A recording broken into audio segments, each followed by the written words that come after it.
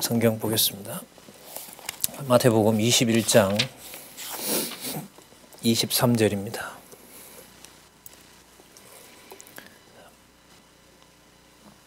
마태복음 21장 23절 제가 읽겠습니다.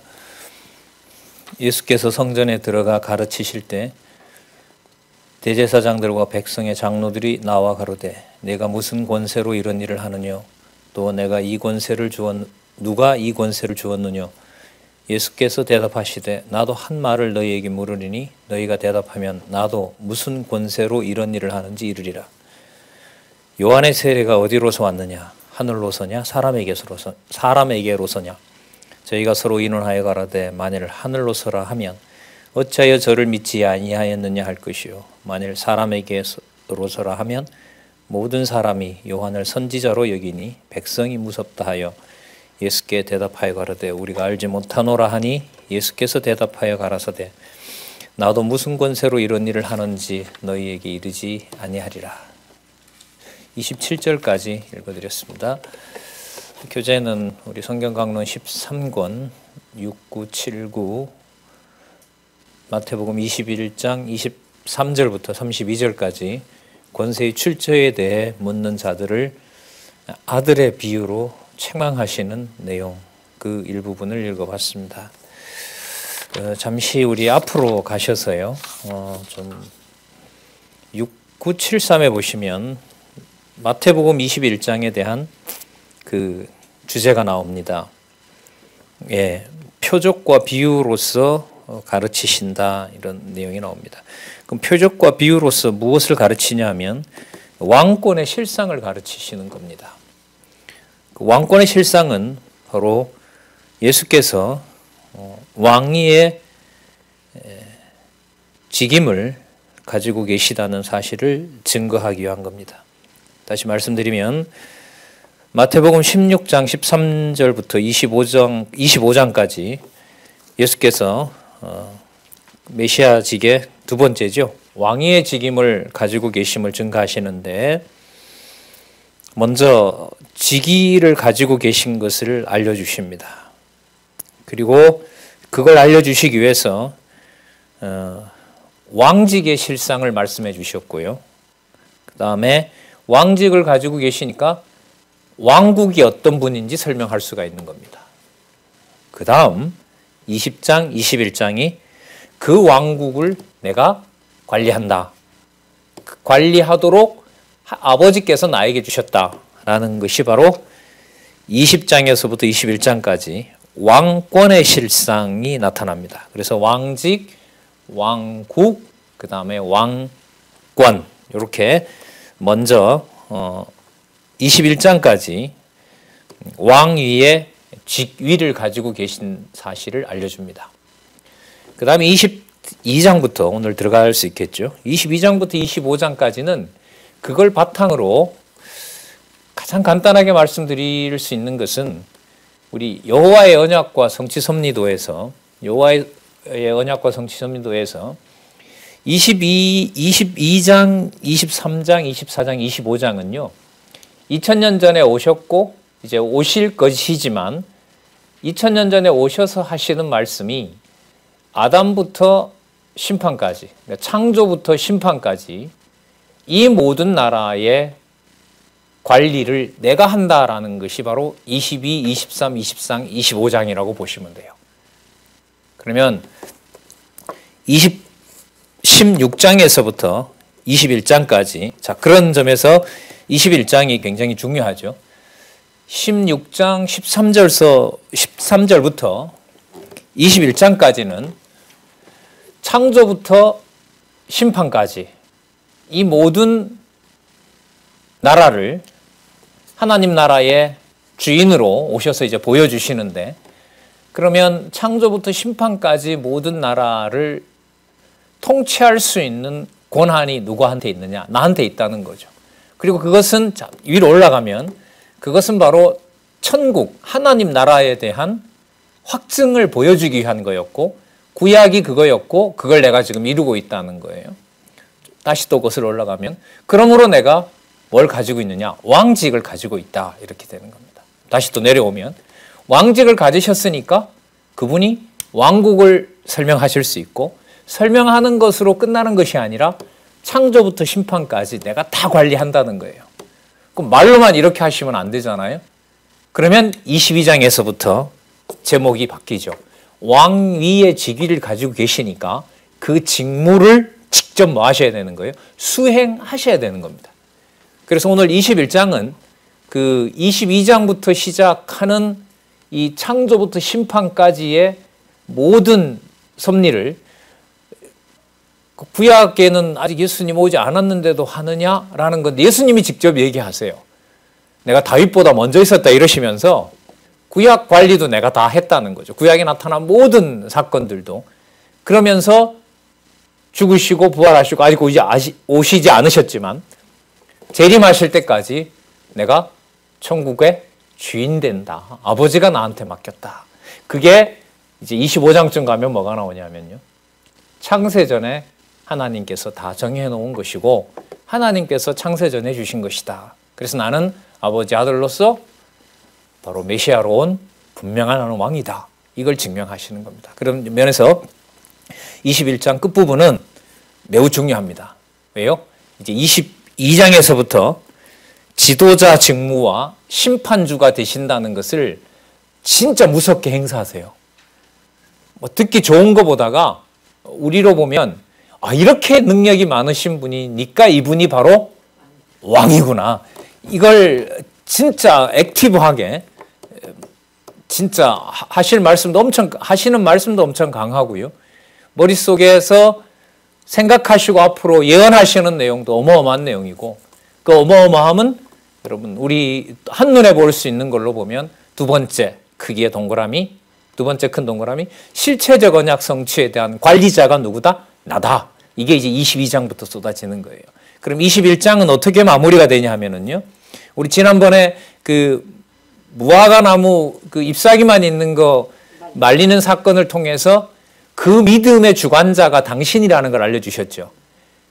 그죠? 홧김에 무화과 나무 말린 게 아닙니다. 그 내용의 핵심은 바로 뭐냐면 너희들에게도 앞으로 하나님께서 그런 믿음을 주시고 기도하는 대로 하나님께서 어떻게 하실 것이다? 이루어 주실 것이다 라는 것을 약속해 주시는 내용이 이 잎사귀만 있는 무화과 나무를 말리는 표적이었습니다. 그러니까 그 앞에 뭐가 여러분 나왔냐면요. 어린아이들의 기도를 이루셨다고 얘기했죠. 어린아이들과 젖먹이들의 그 와 하는 소리가 바로 왕국을 찬양하는 소리다. 상상도 할 수 없는 거죠. 인간으로서는. 애들이 그냥 막 골목대장이 지나가니까 막 떠드는 것과 같은 광경을 시편의 내용을 이루었다고 하시는 겁니다. 거기에 이어서 어떻게 하시느냐? 거기에 이어서 그런 걸 제대로 이해도 못하는 진짜 무지랭이 제자들도 앞으로 성령께서 오시면 기도할 때에 믿음을 주셔서 그 믿음이 아버지께 상달되도록 하고 땅에서 구하는 것이 하나도 땅에 떨어지지 않도록 내가 하겠다. 그래서 어린아이들의 찬송을 온전히 이루셨다는 것하고요. 제자들에게 니들도 앞으로 이 산더러 들려 바다에 던지우라 하면 될 것이오라고 하는 말씀을 통해서 욕심이 아닌 하나님께서 약속하신 성령이 오셨을 때 내가 가서 보내줄 성령이 왔을 때 22절에 나왔죠. 너희가 기도할 때 무엇이든지 하나님께 믿고 구하는 것은 다 뭐한다? 받으리라. 그러니까 약속을 해주신 겁니다. 자, 그 다음 오늘 연결이 됩니다. 23장과 32장에 가면 뭐와 관련이 되냐 하면 그런 권세를 누가 줬느냐? 하나님이 주셨다라는 내용입니다. 이게 지금 읽었던 21장 23절에서부터 27절까지인데 가장 핵심적인 단어가 뭐냐 하면 여러분 23절에 보면 권세라는 말로 나옵니다. 권세. 그럼 어디에 속한 권세를 말하는 걸까요? 그렇죠. 왕권을 가진 권세. 그 왕권이 권세인 거예요. 그 제목하고 성경 본문을 연결시키면 이렇게 돼요. 그래서 제일 중요한 개념이 뭐냐면 23절에 권세고요. 24절에도 권세가 나오고요. 권세 논쟁이 벌어져요. 예수님이 질문을 하시죠. 그 사람들이 먼저 질문을 하죠. 그 대제사장들과 백성의 장로들이 무슨 권세로 그렇게 하느냐. 그럼 나도 묻자. 요한이 받아서 행했던 권세가 요한이 직접 만드는 거냐 하늘에서 받아낸 거냐 이렇게 얘기를 합니다. 하늘로서부터 받은 거냐? 근데 여기 본문 읽으셨잖아요. 하늘로서 받았다 하면 세례 요한을 헤롯과 같이 공모해서 죽이는 일에 동참했단 말이죠. 그럼 자기네들 잘못이 드러나고요. 그 다음에 아니다. 세례 요한이 그냥 뭐 그 능력이 있어서 그렇게 한 거다라고 하면 모든 사람들이 이미 세례 요한은 하나님이 보낸 선지자로 알고 있는 거예요. 그러니까 백성들한테 이제 위험에 당하게 되는 거죠. 그리고 자기네들 위험에 당하게 되는 상황에서 나는 모르겠다. 그럼 예수님이 나도 말 안 하겠다. 이렇게 되는 겁니다. 그 말 안 하면 예수님이 그들에게는 알리지 않았지만 그 말 속에서 벌써 답이 나왔죠. 세례 요한이 여러분 첩경을 평탄케 하는 자잖아요. 그럼 세례 요한이 와서 여러분 사람들에게 장차올 분은 내가 그 신발끈도 내가 만지지 못할 정도로 그렇게 높은 분이다라고 소개를 했잖아요. 그럼 그 세례 요한을 통해서부터 벌써 3년 동안 뭐가 증거가 된 거예요? 예수님 자신의 권세가 어디에 속해 있다? 하늘에 속해 있다.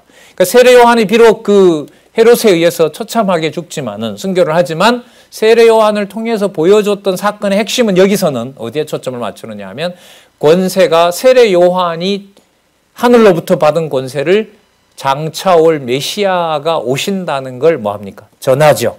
그러면서 그 전한 세례 요한의 그 권세가 바로 누구다?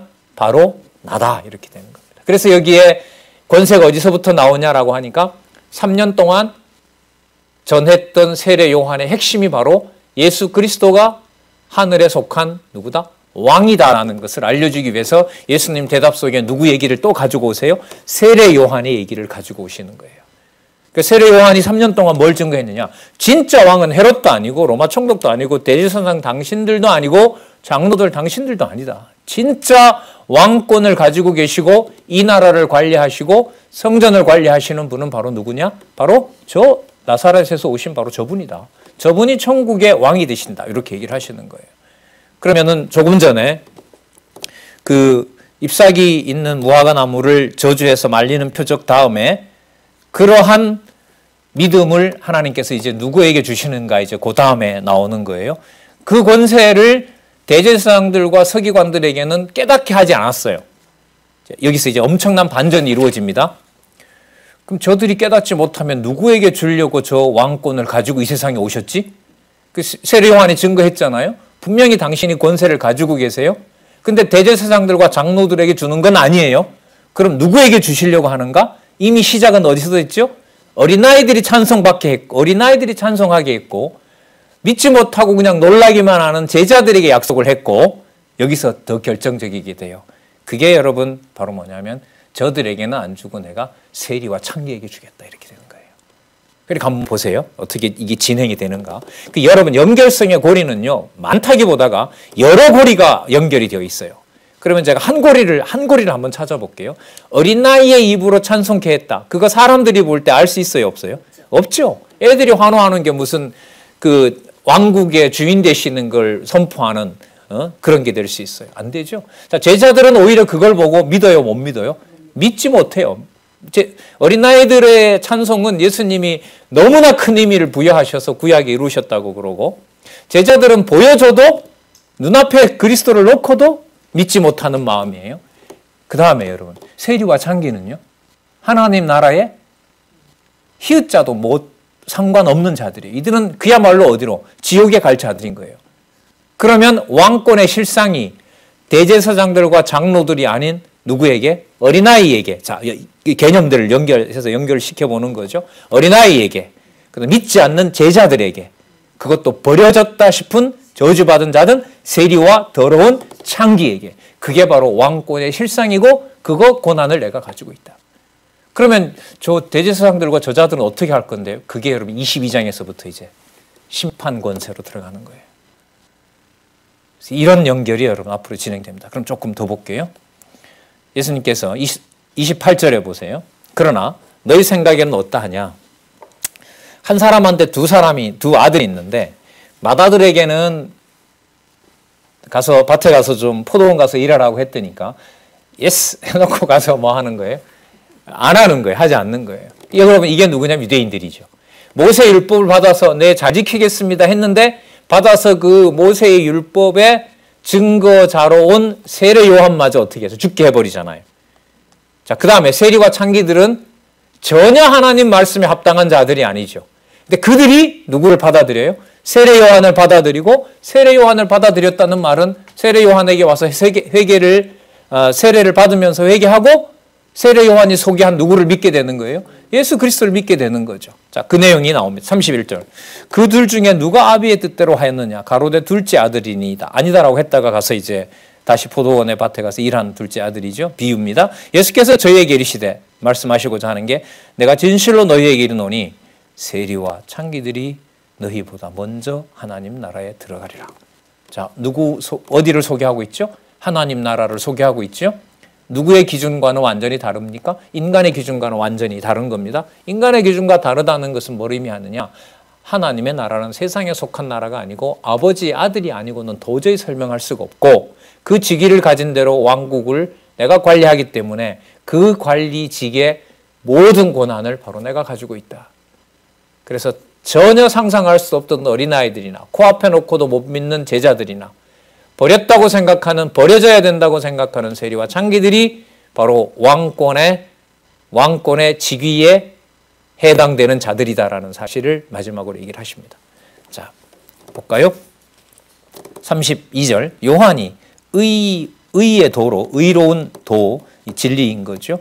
의의 도로 너희에게 왔거늘 너희는 저를 믿지 아니하였으되 세리와 창기는 믿었으며 너희는 이것을 보고도 종시 뉘우쳐 믿지 아니하였도다. 자,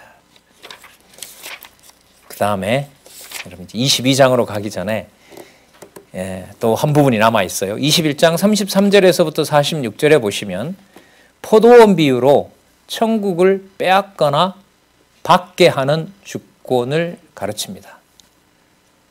자, 포도원 비유 여기에서 여러분 아까 세 가지를 이렇게 연결시키면, 세 가지 아까 얘기했었잖아요. 그러니까 바리새인들과 장로들이 생각하기에는 전혀 어디에 합당하지 않는 자들, 천국에 합당하지 않는 자들을 오히려 그들에게 예수께서 바로 천국의 주인임을 알려주셨잖아요. 그러면 세상에서 판단할 수 있는 기준과 어떤 걸 가지고는 도저히 알 수가 있어요? 없어요? 없습니다. 그걸 예수님께서 무슨 비유로 말씀하시냐면, 비유가 아니죠. 구약에 있는 내용을 이루시죠. 여러분 너무나 잘 아시는 구절입니다. 시편 118편 22절에서부터 23절에 있는 내용을 이루시는 건데, 건축자들의 버린 돌이 뭐가 되었다? 모퉁이 돌이 되었다는 거예요. 그러니까 쓸모없다라고 하는 거 아니에요. 보세요. 어린아이들의 찬송은 뭐예요? 어른들이 봤을 때 소음이에요. 그냥 골목 대장 지나가니까 와 하는 것밖에 안 돼요. 근데 그게 아니라는 거잖아요. 그럼 제자들 같은 경우에는 답답하게 이를 데가 없어요. 수십 가지 기적을 보면서도, 수십 가지인지 수백 가지인지, 뭐 하루에 한 가지씩만 쳐도 1년 365일이면 수백 가지라고 해도 되겠죠. 아마 기록해놓은 부분은 얼마 안 되니까. 거기죠. 그 다음에 세리와 창기들은 진짜 버려진 거 아니에요. 그들을 위해서 당신도 또 뭐예요? 버려지시면서 뭐가 돼요? 모퉁이의 머릿돌이 되신다는 거예요. 자, 그러면 또 한번 그 비유 든 부분을 한번 볼게요. 포도원 비유로 천국을 빼앗거나 받게 하는 주권을 가르치시는데, 이게 한번 보도록 하겠습니다. 그 비유는 이야기로 그냥 말씀을 드릴게요. 주인이 포도원을 만들고요. 그 포도주 틀도 망대도 짓고요. 그렇게 해서 세를 주고 갔어요. 자, 34절에 보면 뭐냐면 이제 실과를 받으려고 종들을 보냅니다. 근데 농부들이 종을 잡아 심히 때리고 죽이기도 합니다. 자, 36절에 보면 더 많은 종을 보냅니다. 근데 37절에 보면 그 종들도 죽이니까 누구를 보내냐면 아들을 보냅니다. 여러분 이게 구약 역사입니다. 예수님께서 한마디로 진리를 배척했던 사람들, 그러니까 당연히 버려야 된다고 생각했던 사람들이 진리를 배척했던 이스라엘 역사를 간단하게 정리를 하시는 거죠. 그리고 마지막 날에 이제 누가 오신 거예요? 농부인 아버지께서 아들인 자신을 보냈다고 얘기를 하십니다. 38절에 보시면 농부들이 그 아들을 보고 말하되 이는 상속자니 자 죽이고 그의 유업을 차지하자 하고 이에 잡아 포도원 밖에 내어 쫓아 죽였느니라. 그러면 포도원 주인이 올 때 이 농부들을 어떻게 하겠느냐? 저희가 말하되 이 악한 자들을 진멸하고 포도원은, 자, 그 다음 그 낱말이 참 중요하죠. 제때에 실과를 바칠 만한 다른 농부들에게 새로 준다. 그러니까 농사를 짓기에, 포도원 관리를 하기에 적당한 자. 여러분, 그 적당한 자를 앞부분에 바리새인들과 장로들이 아닌 누구라고 얘기를 했던 거예요. 어린아이들, 맞죠? 젖먹이들, 그 다음에 무지랭이 제자들, 그 다음 또 세리와 창기들. 그럼 그 자들이 여기 오면 어떻게 연결이 되냐면 제때에 실과를 바칠 만한 농부들인 거예요. 그러니까 이 왕국의 왕권의 그 실질적인 권한을 가지고 있는 이 내용을 보면 어떤 상식으로는 이게 안 맞아요. 그렇죠. 세상에 있는 걸로 안 맞아요. 그럼 그 자체가 바로 뭐냐면 어디에 속한 말씀이라는 거죠? 하늘에 속한 말씀이라는 거죠. 그래서 상식이 안 맞는다는 말은 우리의 기본적인 그 성정으로, 이 판단으로 받아들일 수가 있다 없다? 없다는 거예요. 없다는 거예요. 그러니까 이걸 여러분 앞부분 또 오늘 소개한 이유는 늘 이렇게 연결을 시켜가지만은 앞부분 더 연결시킨다는 게 사람이 기대하는 바를 따라서 붙이려고 하면 이게 연결이 될까요? 안 될까요? 절대로 안 돼요. 그래서 우리 성경신학에서 마지막 주제를 인간에 대한 뭐가 아니라 바로 인간 구원이 아니라 누구의 계시? 여호와의 계시라고 잡는 것은 너무너무 중요합니다. 여호와 계시로 여호와께서 살아 계신다라는 것에 초점을 맞추지 않으면은 그리스도께서 소개하는 또 그리스도에 대해서 기록하고 있는 마태복음에서부터 적어도 사도행전 1장 11절까지는 하나도 논리적으로 연결이 안 돼요. 그러나 어디에다 맞추면 여호와 계시에다가 맞추면 그 의미를 끌어내게 되면 이게 희한하게 맞는 거예요. 오늘도 한번 보세요. 그 서너 가지 사건 속에서 결국 예수님께서 말씀하시는데 제때에 실과를 바칠 만한 농부들. 여러분 앞부분을 빼고 이것만 하면 여러분 실과를 제대로 바치려면 하나님한테 제대로 해야 됩니다. 이거밖에 뭐라고 말하겠냐 말이죠. 그렇게 말할 수가 없어요. 앞부분에 뭐만 가지고 와도 세리와 창기만 가지고 와도 도저히 하나님 나라에 합당한 자가 아닌데 어떻게 하나님 나라에 그를 관리할 수 있는 그야말로 포도원을 관리할 수 있는 농부가 되겠어요. 그러면 어디에다 초점을 맞추는 거죠? 그리스도가 왕권을 가지고 계신 분이 맞구나. 이게 초점이 맞는 거예요. 그러니까 특히 이제 교회 생활에서요. 가정교회 생활에서부터 교회라고 하는 것을 세상의 어떤 부모의 눈으로, 할머니, 할아버지의 눈으로, 또 형, 누나나 동생의 눈으로 인간의 가정의 그 따뜻한 온정이 깃들어 있는 가정이라는 틀에서만 보더라도 성경은 잘 봐지지가 잘이 아니죠. 성경을 성경대로 볼 수가 없어요. 근데 우리 참 너무 재밌지 않습니까? 기지협 올해 우리가 1월에 총회를 했고요. 작년에 기지협 총회를 하고 또 우리가 2016년에 좀 힘겨운 일이 생겨서 이제 오늘까지 계속 진행이 되고 있는데요. 그때부터 나온 개념이 바로 뭐냐면 바로 가정교회 개념이었습니다. 이게 2016년이 시작이 된 거예요. 교회에서부터 제대로 가르쳐주고 싶은 선생님들의 마음이 그 당시에 이제 새로 만든 정관에 의해서 저쪽 이탈 측들이 평생 유례가 없던 장안중앙교회 40년 역사에서 무보수였고 자원에 사는 교사들 25명인가요? 다 면직 처리를 하지 않았습니까? 근데 그 결과가 어떻게 맺어지는지 전짜 되게 궁금했어요. 상처도 너무 컸고.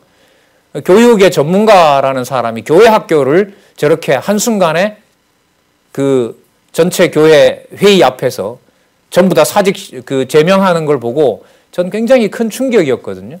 근데 여호와께서라는 게 있으니까 이걸 하나님 어떻게 가져가시려고 이러시나? 그때 여러분 시작된 개념이 뭐냐면 가정교회였어요. 자, 2017, 18, 19이 4년째 들어왔잖아요. 가정교회를 안 할래야 안 할 수 없는 환경으로 지금 뒀고요. 지금 희한한 일들이 벌어지고 있습니다. 저희들 내에서는. 학교에서는 지금 그 노트북이나 탭으로 온라인 수업을 진행한다고 하는데 선생님들 사이에서 학생들 사이에서는 이미 가정교회가 그 패드를 가지고 서로 성경 공부하는 일이 벌어졌어요.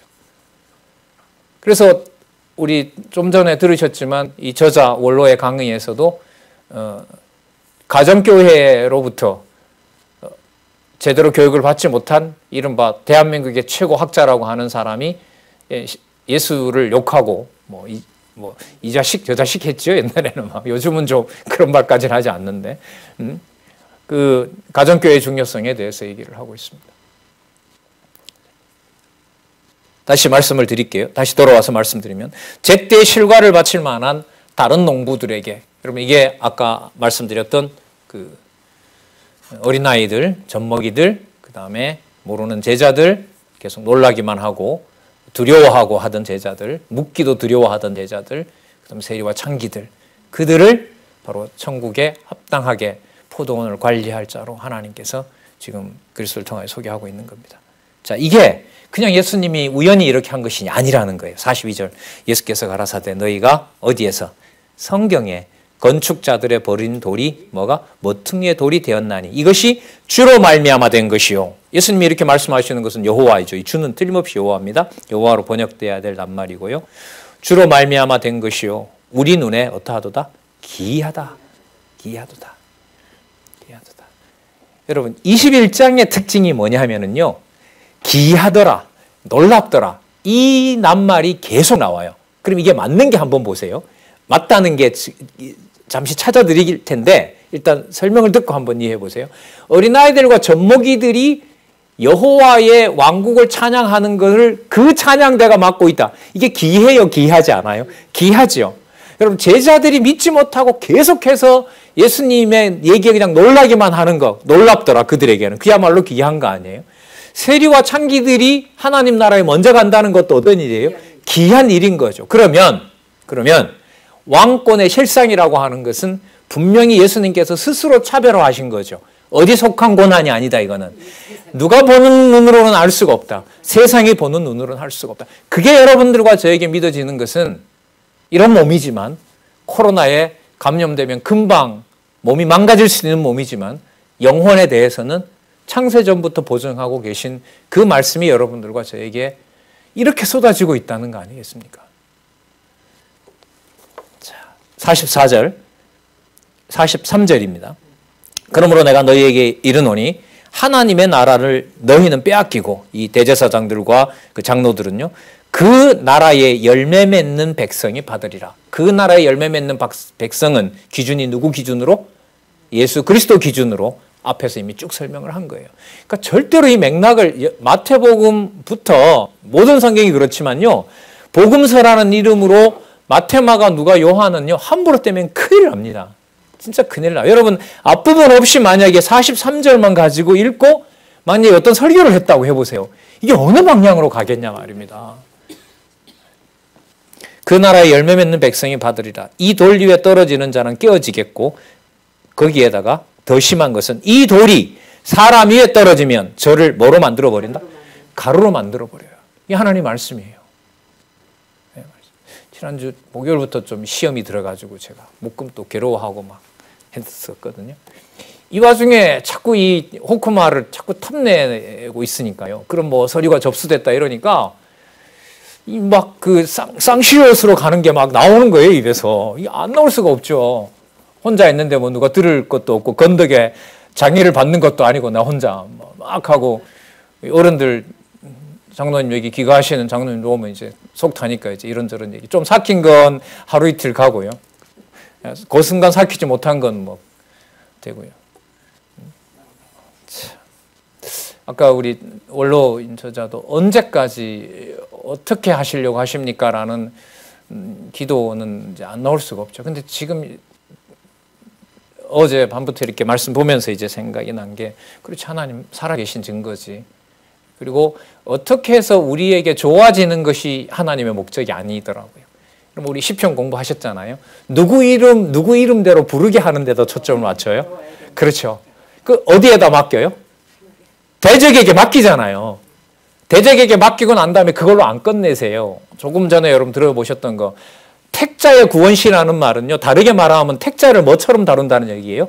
불택자처럼 다룬다는 거예요. 죽으십니까? 어디 계십니까? 어찌하여 이러십니까? 여러분 욥기의 전능성은 저리 가랍니다. 그래서 이제 화요 공개 강좌에서 제가 지금 한 곳에 초점을 맞춰서 화요 공개 강좌를 하고 있습니다. 욥기에 바탕을 둔 시편. 이건 매우 중요합니다. 이게 이제 화요 공개 강좌의 그 중요한 연결고리에 강조 드리는 부분이거든요. 자, 어쨌든 이 돌이 사람 위에 떨어지면 저를 가두로 만들어 버리리라. 그러면 여러분 진리를 진리대로 받아들이지 않고 뒤에 보면 이제 나오는데 그 들으려고 하는 자들을 어떻게 하고요? 막고. 예수님 나중에 그러죠. 억지로 찾아서 하는 짓이 지옥 백성으로 더 배나되는 지옥 백성 만든다는 거죠. 성경신학으로 진리의 말씀이 맞다라고 얘기를 하고 결국은 그걸로 사람들의 이해관계 속에다가 그 진리 말씀 찾아온 사람들 집어넣어 버린다고 하면 이게 영적으로 말하면 여러분 얼마나 이게 무서운 거겠습니까? 바짝바짝 긴장하는 게 이제 이런 구절인 거죠. 뭐 이런저런 나한테 불리한 소문 때문에 화를 내다가도 이거 보면 야 이러다가 만약에 위에서 진리의 말씀이 멀어 떨어지면 그렇죠. 그 돌에 그 벼이가 떨어지면 뭐가 돼요? 한마디로 가루가 되고 박살나는 거 아니겠습니까? 예?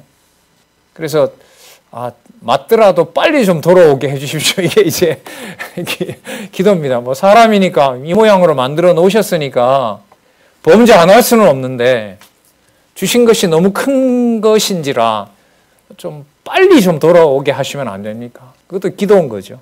그러니까 하나님 어떻게 조절하실지는 기다리는 거죠. 그냥 그런 상태인데도 믿음 안 걷어가고 계속 성경 보고 싶고, 예. 자 45장 볼까요? 45절 대제사장들과 바리새인들이 예수의 비유를 듣고 자기들을 가리켜 말씀하신 줄을 알고 잡고자 하나 무리를 무서워하니 이는 저희가 예수를 뭐로 알미라? 선지자로 알미더라. 여러분 이게 사건은 다양한데요. 사건의 다양성으로 빠져들지 마시고 기록하신 성령께서 마태를 통하여 기록한 이 성경의 핵심이 무엇인지 우리는 이미 소개를 받고 있잖아요. 왕권, 왕직에 대한 성취예요. 왕권에 대한 왕위에 대한 직임인데 지금은 왕위의 직임을 가지고 계셨다는 것을 확증하시는 거예요. 근데 어떻게 끝나냐 하면 예수를 뭘로 선지자로 안다는 말은 예수께서 선지자라는 사실을 확증하는 거예요. 그럼 이게 왜 왕직이 되느냐? 이걸 설명을 해야 돼요. 그럼 설명을 하려면 어디서부터 다시 또 연결이 돼야 되냐 하면 이 말씀하기 전에 있었던 세 가지 사례를 가지고 오는 거예요. 그럼 제가 한번 또 말씀드려 볼게요. 아까 세 가지 사례 말씀드렸었죠. 세상이 봤을 때는 어떤 것들이에요? 기이한 것들이에요. 놀라운 거고. 맞죠? 사람의 생각으로 받아들일 수가 절대로 없는 거예요. 자, 그런데 그걸 받아들이지 못하게 하면 그 예수 그리스도가 일어나는 일들을 받아들이지 못하게 되면 그 위에 떨어져서 죽기도 하고 오히려 또 뭐가요? 돌이 떨어져서 그냥 심판을 해버린단 말이죠. 자, 그러면서 여기서 하시는 말씀이 뭐냐면 예수를 뭐로 알미느라? 선지자로 알미리다. 이거는 좀 여러분 소개를 하고 넘어가야 돼요. 이 선지자는요, 여러분 제가 여기서 이제 그 지난번 본과에서 많은 시간을 보냈던 것 중에 하나가 바로 뭐냐면 우리 여기가 본과죠. 선지서의 중요성이었던 거예요. 자, 그럼 한번 볼게요. 조금 전에 예수님께서 권세 얘기하시면서 누구 얘기를 하셨죠? 내가 하나 물을 텐데 대답하면 내가 너 얘기하겠다. 그러면서 뭐라고 질문을 했냐 하면 세례 요한의 권세가 하늘로서냐? 땅에서냐? 그럼 예수님의 답은 기다리고 있는 거죠. 속으로 대답은 하지 않으셨지만 세례 요한의 권세를 누가 준 것이다? 하늘에서 준 것이다. 여러분 세례 요한은 누구냐면 구약의 마지막 인물입니다. 마지막 선지자예요. 그러면 이른바 대선지서 소선지서의 마지막을 장식하는 인물이 누구냐 하면 선지자인 세례 요한입니다. 구약의 마지막을 소개하러 온 자예요. 그러면 여러분 여기서 이제 중요한 일이 벌어져요. 선지서의 핵심인 이사야부터 말라기까지의 핵심이 바로 뭐죠? 두 구도로 되어 있죠. 무슨 나라 때리고 무슨 나라 뽑아버리고 모형적인 나라 때리고 그 다음에 뽑아버리고 앞에 것만 할게요. 흩어버리고 멸하시고 또 패망시키고 무슨 나라? 실체적인 나라. 그리스도가 통치하는 지금으로 보면 천국. 이 천국을 때리는 게 아니라 뭐하고? 싸매주시고 뽑는 게 아니라 뭐하시고? 심으시고 흩어버리는 것이 아니라 뭐하시고? 모으시고 멸하시는 것이 아니라 뭐하고? 세워주시고 패망시키는 것이 아니라 뭐하시고?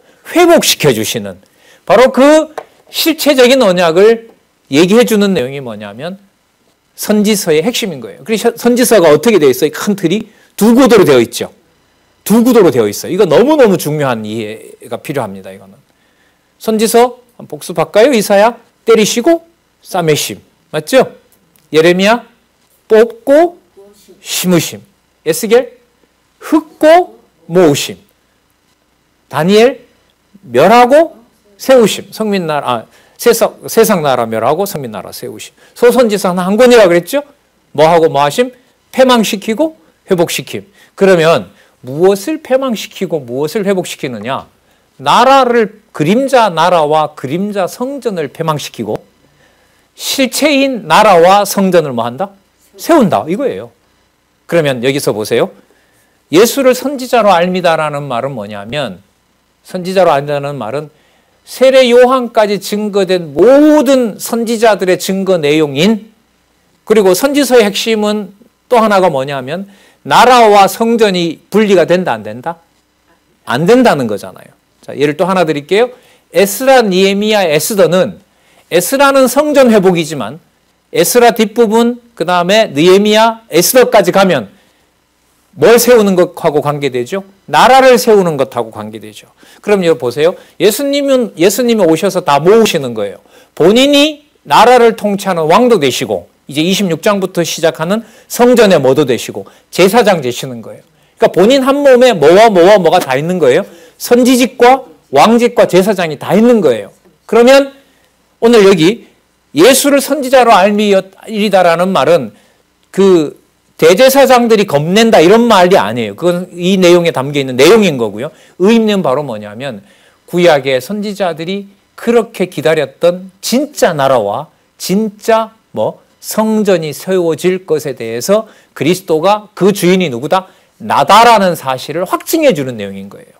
그래서 예수를 선지자로 알미더라는 걸 가지고 누군가가 공격할 수 있어요. 여러분들한테. 어떻게 해요? 야, 이게 왕직인데 21장의 마지막 내용이 왜 선지자로 안다라고 나오느냐?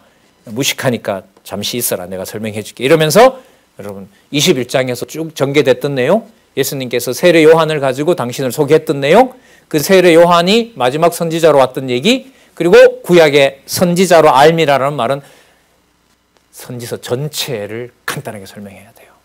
선지서가 이사야부터 말라기까지 모형적인 나라를 이제 그만 접고 무슨 나라? 실체인 나라, 하나님 나라. 실체 성전인 예수님의 참 성전을 얘기하는 것이 바로 선지서의 핵심이다. 자, 여러분 그렇다면 잘 보세요. 22장에서부터 전개될 내용은 말로만 이렇게 하시면 안 되잖아요.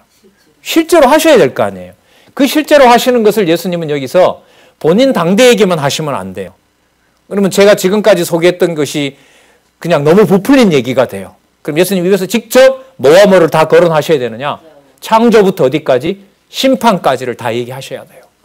그래서 여러분 22장에서부터 25장 제목이 진짜 중요한 겁니다. 6986에 보시면 왕위의 직임에 의한 성취 큰 두 번째 부분, 무엇의 수행에 의한 성취? 직무의 수행에 의한 성취. 자, 그러면 21장에서부터 16장 13절부터 21장까지는 직무가 아니라 뭐였습니까? 직위였습니다. 직위. 자, 우리 정리 한번 할까요? 6985에 보시면 책이 너무나 잘 닫아 놓는 정리를 하셔가지고요. 자, 잘 기록하고 있습니다. 6985 제일 밑에 줄에 보시기 바랍니다. 마태복음 16장 13절부터 21장은 예수께서 구약의 언약을 성취하러 오신 그리스도이심을 무엇의 행사에 의해? 직위의 행사에 의해 성취하심으로 증가하신 내용으로서 왕직의 실상, 왕국의 실상, 무엇의 실상? 왕권의 실상에 의해 성취함으로 증가하신 것이다. 이러한 증거는 여호와 하나님께서 창세전에 작정하신 영원한 뜻에 따라 언약하신 말씀에 바탕을 두고 있다.